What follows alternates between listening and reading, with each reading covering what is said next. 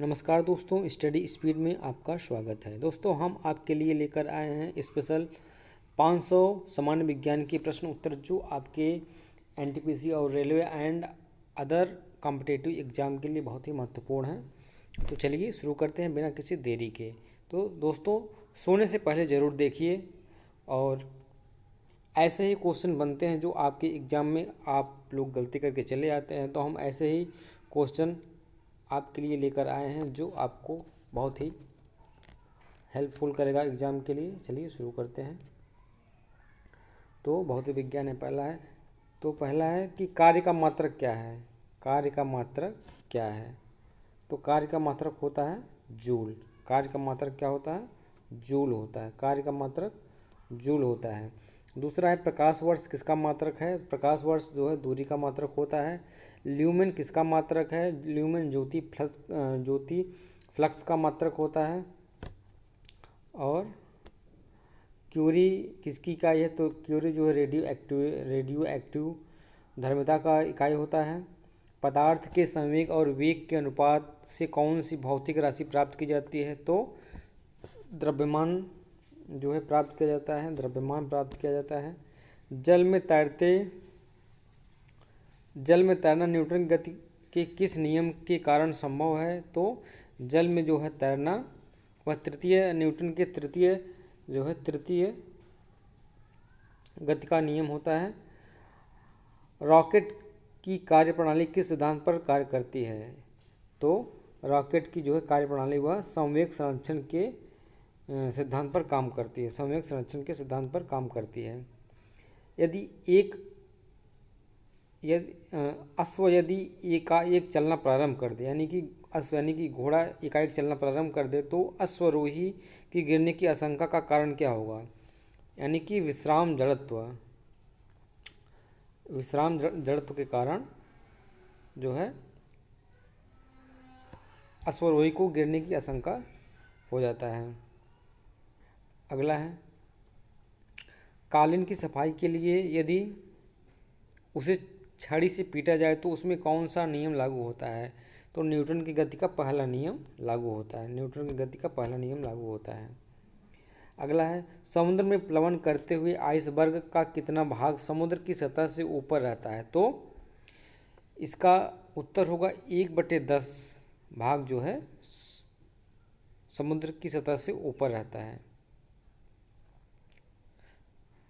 आगे है प्रकाश वोल्टीसेल के प्रयोग से सौर ऊर्जा का रूपांतरण करने के किसका उत्पादन होता है। तो उसमें प्रकाशीय ऊर्जा का उत्पादन होता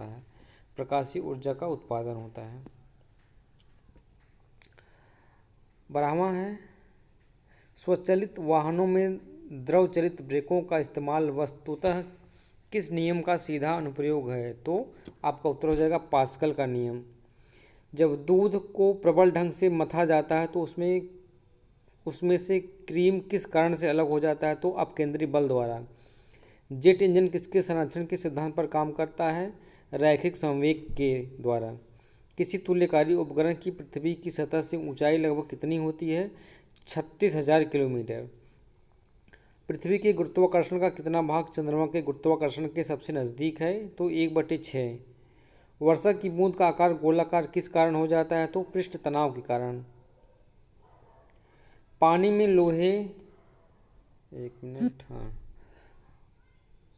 में लोहे की सुई डूब जाती है लेकिन जहाज तैरता रहता है। यह किस सिद्धांत पर काम करता है। तो यह सिद्धांत जो है आर्किमिडीज का सिद्धांत जो है काम करता है। आर्किमिडीज का नियम किससे संबंधित है। तो यह प्लवन के नियम से संबंधित है। गुरुत्वाकर्षण का सार्वभौमिक नियम का प्रतिपादन किसने किया था। तो गुरुत्वाकर्षण का सार्वभौमिक प्रतिपादन जो है न्यूटन ने किया था। कौन सा 1 केजी द्रव्यमान के पिंड पर कार्यशील पृथ्वी का गुरुत्वाकर्षण बल सही मान है। तो यदि हम 9 गुरुत्वाकर्षण सही मान है जो है 9.8 न्यूटन, यानी कि 1 किलो का द्रव्यमान जो होता है 9.8 न्यूटन होता है। अगला 1 हॉर्स पावर कितने वाट के बराबर होता है। तो 746 वाट के बराबर होता है।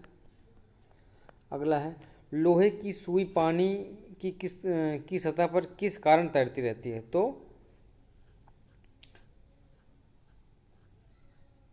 पृष्ठ तनाव के कारण। किसने न्यूटन हाँ एक गेंद को क्षैतिज से कितने कोण पर फेंके कि अधिकतम क्षैतिज दूरी तय कर सके? तो 45 डिग्री पर अगर हम कोई गेंद फेंकते हैं तो अधिकतम वह 45 डिग्री की दूरी तय कर सकती है। किसने न्यूटन से पूर्व ही बता दिया था कि सभी वस्तुएं पृथ्वी की ओर गुरुत्वाकर्षित होती हैं? तो ब्रह्मगुप्त ने जो है बता दिया था। क्रिकेट की गेंद को किस कोण से मारा जाना चाहिए कि ताकि वह अधिकतम दूरी जा सके? तो 36 से 45 डिग्री का कोण। ऊष्मा एक प्रकार की ऊर्जा है जिसे कार्य में बदला जा सकता है। इसका प्रत्यक्ष प्रमाण सबसे पहले किसने दिया था? रमफोर्ड ने। किस वैज्ञानिक ने सर्वप्रथम बर्फ के दो टुकड़ों को आपस में घिसकर पिघला दिया? डेबी ने। वाष्प इंजन में उबलते हुए जल का तापमान किस कारण उच्च हो सकता है? तो बॉयलर के अंदर उच्च दाब होता है। तापयुग्म तापमापी थर्मोकपल थर्मोमीटर किस सिद्धांत पर आधारित है? तो सीबेक के प्रभाव पर। पूर्ण विकिरण उत्तपामापी किस सिद्धांत पर आधारित है? स्टीफन के नियम पर। दूर की वस्तु जैसे सूर्य आदि का ताप किस तापमापी के द्वारा मापा जाता है? तो किस तापमापी द्वारा मापा जाता है? तो पूर्ण विकिरण उत्तापमापी द्वारा। अगला है कितना तापमान होने पर पाठ्यांक सेल्सियस और फ़ारेनहाइट तापमापियों में एक ही होंगे? यानी कि फ़ारेनहाइट और सेल्सियस का एक ही पैमाने पर होगा, वह -40 डिग्री सेल्सियस। सेल्सियस पैमाने का 0 डिग्री फ़ारेनहाइट स्केल की कितने डिग्री के बराबर होता है? तो 32 डिग्री के बराबर होता है।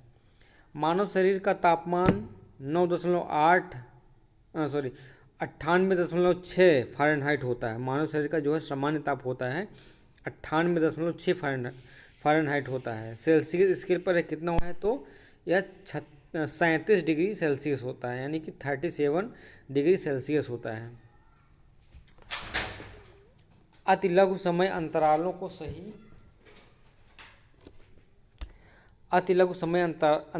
सही मापने के लिए किसका प्रयोग किया जाता है? तो परमाणु घड़ियाँ। एक मनुष्य का तापक्रम 60 डिग्री सेल्सियस है तो उसका तापक्रम फ़ारेनहाइट में क्या होगा? 140 डिग्री फ़ारेनहाइट। पानी का घनत्व किस ताप पर अधिकतम होता है? 4 डिग्री सेल्सियस पर। साइकिल के ट्यूब अधिकांशतः गर्मियों में क्यों फट जाते हैं? गर्मी के कारण ट्यूब फट जाते हैं। किसी झील की सतह का पानी बस जमने ही वाला है। झील के अधः स्थल में जल का क्या तापमान होगा? तो 4 डिग्री सेल्सियस होगा।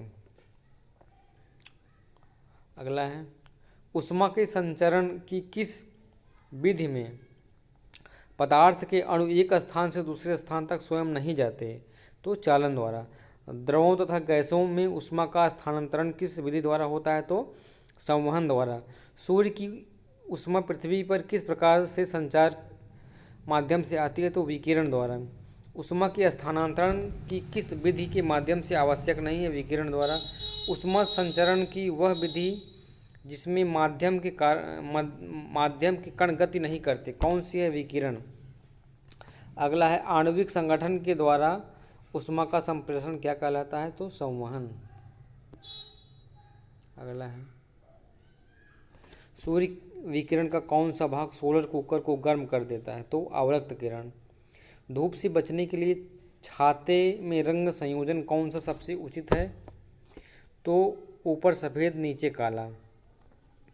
किस विधि से ऊष्मा स्थानांतरण को न्यूनतम करने के लिए थर्मस फ्लास्क की दीवारों पर कलाई की जाती है? तो विकिरण द्वारा।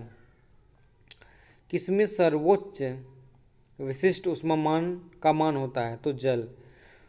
शुद्ध पदार्थ में कई अन्य पदार्थ मिला देने पर उसके गलनांक पर क्या प्रभाव पड़ता है? तो वह घट जाता है। अगला है अपद्रव्यों को मिलाने से गलनांक पर क्या प्रभाव पड़ता है? तो वह घटता है। चावल को पकाने में कहाँ अधिक समय लगेगा? तो माउंट एवरेस्ट पर चावल को पकाने पर अधिक समय लगेगा। किसी द्रव का उसके क्वथनांक से पूर्व उसके वाष्प में बदलने की प्रक्रिया को क्या कहते हैं? तो वाष्पीकरण कहते हैं। आंतरिक ऊर्जा की संकल्पना ऊष्मागतिकी के किस नियम से मिलती है? तो प्रथम नियम। ऊष्मागतिकी का प्रथम नियम किस अवधारणा की पुष्टि करता है? ऊर्जा संरक्षण नियम। किस बिंदु पर फ़ारेनहाइट तापक्रम सेंटीग्रेड तापक्रम का दुगुना होता है? तो 160 डिग्री फ़ारेनहाइट पर। किसी वस्तु की विशिष्ट ऊष्मा किस पर निर्भर करती है? तो पिंड के द्रव्यमान पर। सेल्सियस में माप का कौन सा तापक्रम 300 केल्विन के बराबर होता है? तो 27 डिग्री सेल्सियस। ब्लैक बॉडी किसकी विकिरण को अवशोषित कर सकती है? तो केवल उच्च तरंग दैर्ध्य। शीत ऋतु के दिनों में हमें मौसम किस प्रकार का होना ज़्यादा ठंड महसूस करते हैं? साफ मौसम। मिट्टी के घड़े में किस क्रिया के कारण जल ठंडा रहता है? वाष्पीकरण। पराश्रव्य तरंगों की सबसे पहले किसने सीटी बजाकर उत्पन्न किया था? गाल्टन ने। ध्वनि का तात्व पिच किस पर निर्भर करता है? आवृत्ति पर। विमानों के आंतरिक भागों की सफाई में किसका उपयोग किया जाता है? तो पराश्रव्य तरंग का। मनुष्य को ध्वनि कंपन की अनुभूति किस आवृत्ति सीमा में होती है? तो 20 से 20,000 हर्ट्ज। लगभग 20 डिग्री सेल्सियस तापक्रम पर किस माध्यम में ध्वनि की गति अधिकतम रहेगी? तो लोहा। अगला है, ध्वनि के किस लक्षण के कारण कोई ध्वनि मोटी या पतली होती है? तो तारतम्य यानी कि पिच। किसके द्वारा सबसे अधिक ध्वनि प्रदूषण होता है? तो हवाई जहाज की उड़ान भरना सबसे अधिक। कौन सी प्रक्रिया प्रकाश और ध्वनि दोनों में घटित नहीं होती? तो ध्रुवण। ध्वनि का प्रभाव मानव के कान में कितने समय तक रहता है? 1/10 सेकंड। एक व्यक्ति को अपनी प्रतिध्वनि सुनने के लिए परावर्तक तल से कितनी दूर खड्डेदार रहना चाहिए? 56 फीट। मतलब कितने दूर खड़ा होना चाहिए? 56 फीट। स्टेथोस्कोप ध्वनि के किस सिद्धांत पर कार्य करता है? तो परावर्तन। पास आती रेलगाड़ी की सीटी की आवृत्ति या तीक्ष्णता बढ़ती जाती है, ऐसा किस घटना के कारण होता है? डॉपलर प्रभाव। किस एक प्रकार की तरंग का प्रयोग रात्रि दृष्टि उपकरण में किया जाता है? अवरक्त तरंग। एक जेट वायुयान 2 मैक के वेग से हवा में उड़ रहा है जब ध्वनि का वेग 332 मीटर प्रति सेकंड है तो वायुयान की चाल कितनी है? तो 664 मीटर प्रति सेकंड। मीटर प्रति सेकंड। लगभग 20 डिग्री सेल्सियस के तापक्रम पर किस माध्यम में ध्वनि की गति अधिकतम होगी? लोहा। एक जैव पद्धति जिसमें पराश्रव्य ध्वनि का उपयोग किया जाता है? सोनोग्राफी। कौन सी तरंगें शून्य से संचरण नहीं कर सकती? ध्वनि। वह उपकरण जो ध्वनि तरंगों की पहचान तथा ऋजुरेखन के लिए प्रयुक्त होता है क्या कहलाता है? सोनार। प्रकाश तरंग किस प्रकार की तरंग है? अनुप्रस्थ तरंग है। प्रकाश का तरंग सिद्धांत किसके द्वारा प्रस्थापित किया गया था? हाइगेंस के द्वारा। किस घटना के आधार पर प्रकाश तरंगों के अनुप्रस्थ होने की पुष्टि होती है? ध्रुवण। प्रकाश के विद्युत चुंबकीय स्वरूप की खोज किसने की थी? मैक्सवेल ने। किसने सर्वप्रथम यह दिखलाया कि प्रकाश तरंगों का विवर्तन होता है? ग्रिमाल्डी। कौन सी घटना प्रकाश और ध्वनि दोनों में घटित नहीं होती? ध्रुवण। कौन सा सिद्धांत प्रकाश के तरंग प्रकृति की पुष्टि करता है? व्यतिकरण का सिद्धांत। चंद्रमा से पृथ्वी तक आने में प्रकाश को लगभग कितना समय लगता है? तो 1 सेकंड। सूर्य की रोशनी को पृथ्वी तक पहुंचने में लगभग कितना समय लगता है? तो 8 मिनट 16.6 सेकंड। वायु में प्रकाश की गति कितनी होती है? 3 गुणे 108 मिनट प्रति सेकंड।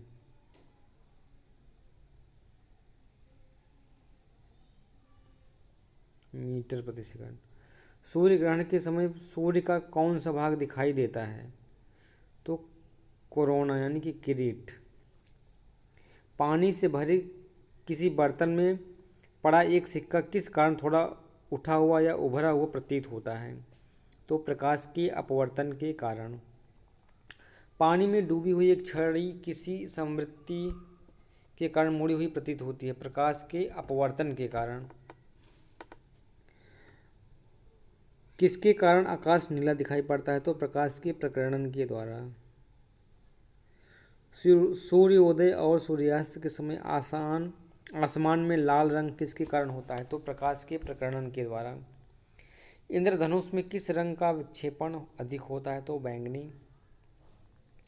सूखा बालू चमकीला क्यों दिखाई देता है जबकि गीला बालू द्युतिहीन होता है? इसका कारण परावर्तन है। पेरिस्कोप बनाने में कौन सा एक दर्पण प्रयुक्त होता है? तो समतल दर्पण का प्रयोग होता है। साबुन के पतले झाग में चमकदार रंगों का बनाना किस परिघटना का परिणाम है? बहुलित परावर्तन और व्यतिकरण। पिछली साइड के ट्रैफिक को देखने के लिए ऑटोमोबाइल में किस प्रकार का दर्पण का प्रयोग किया जाता है? तो उत्तल दर्पण का। वाहनों के अग्रदीपों हेडलाइटों में किस प्रकार के दर्पण का इस्तेमाल होता है? तो परवलयिक दर्पण।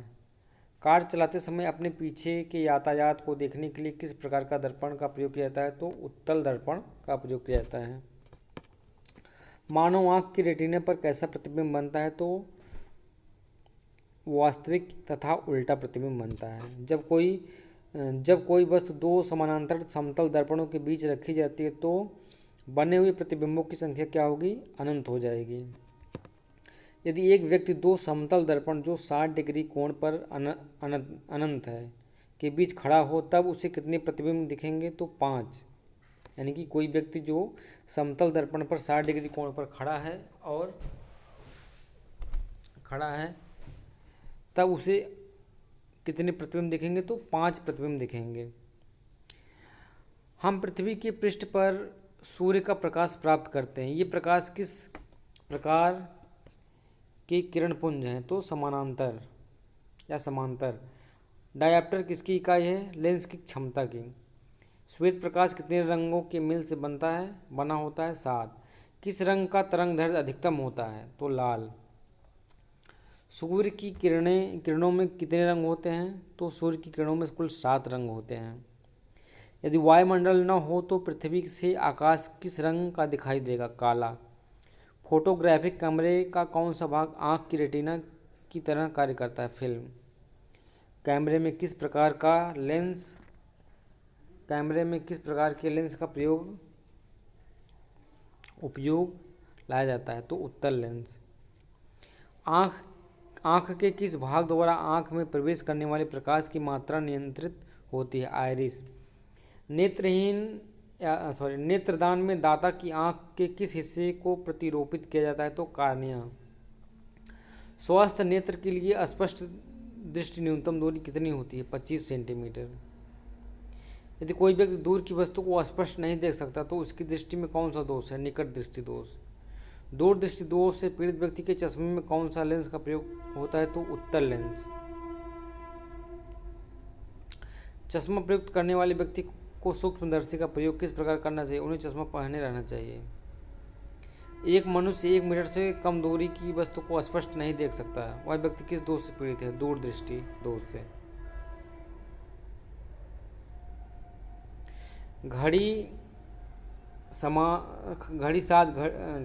घड़ी के बारीक पुर्जों को देखने के लिए किसका उपयोग करता है? आवर्धक लेंस।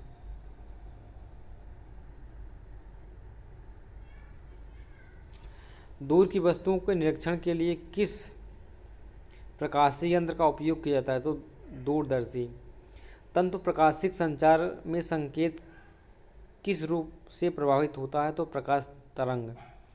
कांचों में कौन सा एक परावैंगनी किरणों का विच्छेदन कर सकता है? तो क्रूक्स कांच। प्रकाश के प्रकारों में किनका पौधे द्वारा तीव्र अवशोषण होता है? नीला और लाल। जब प्रकाश की तरंगें वायु से कांच से होकर गुजरते हैं तो कौन सी प्रत्यय प्रभावित होंगे? केवल तरंग दैर्घ्य तथा वेग। निकट दृष्टि दोष दूर करने के लिए कौन सा लेंस उपयोग में लाया जाता है? नतोदर। अवतल लेंस हमेशा किस प्रकार का प्रतिबिंब बनाते हैं? आभासी प्रतिबिंब।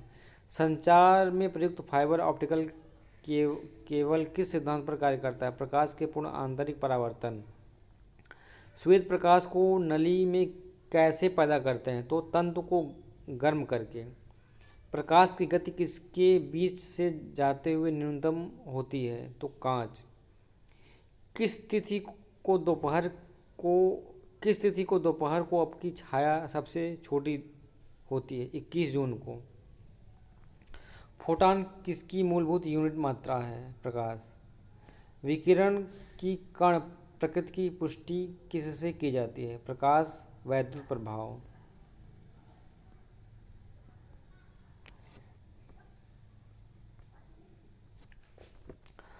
अबिंदुकता का दोष दूर करने के लिए किस लेंस का प्रयोग करना चाहिए? सिलेंडरी लेंस। प्रत्यावर्ती धारा को दृष्टि धारा में किसके द्वारा बदला जाता है? रेक्टिफायर। बिजली के बल्ब का फिलामेंट किस तत्व से बना होता है? टंगस्टन। ट्यूबलाइट में व्यय ऊर्जा का लगभग कितना भाग प्रकाश में परिवर्तित होता है? 60 से 70%। तड़ित चालक का आविष्कार किसने किया था? बेंजामिन फ्रैंकलिन ने। मानव शरीर शुष्क विद्युत प्रतिरोध का परिणाम की कोटि क्या है? ओम 10⁻6 ओम। एकीकृत परिपथ में प्रयुक्त अर्धचालक चिप किसकी बनी होती है? सिलिकॉन की। विद्युत उत्पन्न करने के लिए कौन सी धातु का उपयोग किया जाता है? यूरेनियम का। यदि किसी प्रारूपिक पदार्थ के वैद्युत प्रतिरोध गिरकर शून्य हो जाता है तो उस पदार्थ को क्या कहते हैं? अर्धचालक। स्थिर वैद्युत अवक्षेपित का प्रयोग किसे नियंत्रित करने के लिए किया जाता है? तो वायु प्रदूषक। लौह चुंबकीय पदार्थों के भीतर परमाणुओं के असंख्य अति सूक्ष्म संरचनाओं को क्या कहा जाता है? डोमेन। मुक्त रूप से निलंबित चुंबकीय सुई किस दिशा में टिकती है? तो उत्तर से दक्षिण दिशा में। विद्युत चुंबकीय प्रेरण के नियमों का उपयोग किसको बनाने में उपयोग किया जाता है? तो जनित्र। पृथ्वी एक बहुत बड़ी चुंबक है, इसका चुंबकीय क्षेत्र किस दिशा में विस्तृत होता है? दक्षिण से उत्तर। जिस तत्व में परमाणुओं में 2 प्रोटॉन 2 न्यूट्रॉन और 2 इलेक्ट्रॉन हो उस तत्व का द्रव्यमान संख्या कितना होता है? 4 होता है। पृथ्वी की आयु का निर्धारण किस विधि द्वारा किया जाता है? यूरेनियम विधि द्वारा। नाभिकीय रिएक्टर में भारी जल यानी कि D2O का प्रयोग किस रूप में किया जाता है? तो मंदक के रूप में। कूलिज नलिका का प्रयोग क्या उत्पन्न करने के लिए किया जाता है? तो एक्स किरणें। परमाणु बम में विस्फोट में भारी मात्रा में ऊर्जा किसके कारण निकलती है? तो द्रव्य का ऊर्जा में परिवर्तन। सेमीकंडक्टर में उसके प्रयोग के आधार पर अशुद्धियाँ किस लिए मिलाई जाती हैं? उसकी विद्युत चालकता बढ़ाने। जब जर्मेनियम जाली में आर्सेनिक परमाणु डाले जाते हैं तो वह क्या बन जाता है? बाह्य सेमीकंडक्टर। विद्युत उत्पन्न करने के लिए कौन सी धातु उपयोग होती है? यूरेनियम।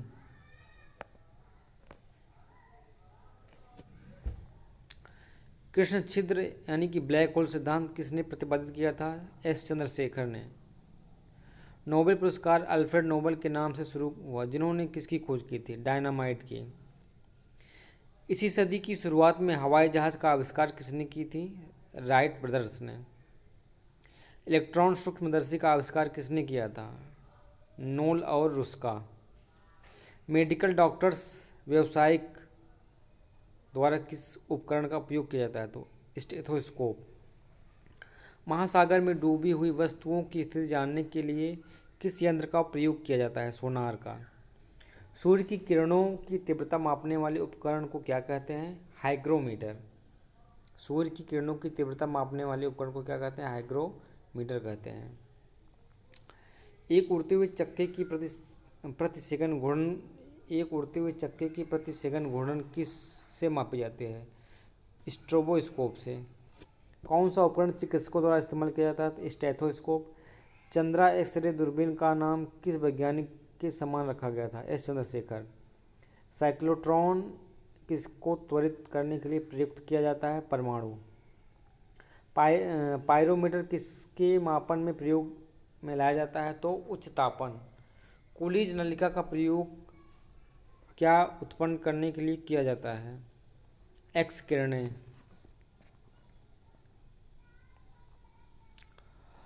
इलेक्ट्रॉनिक कंप्यूटर का आविष्कार किसने किया था?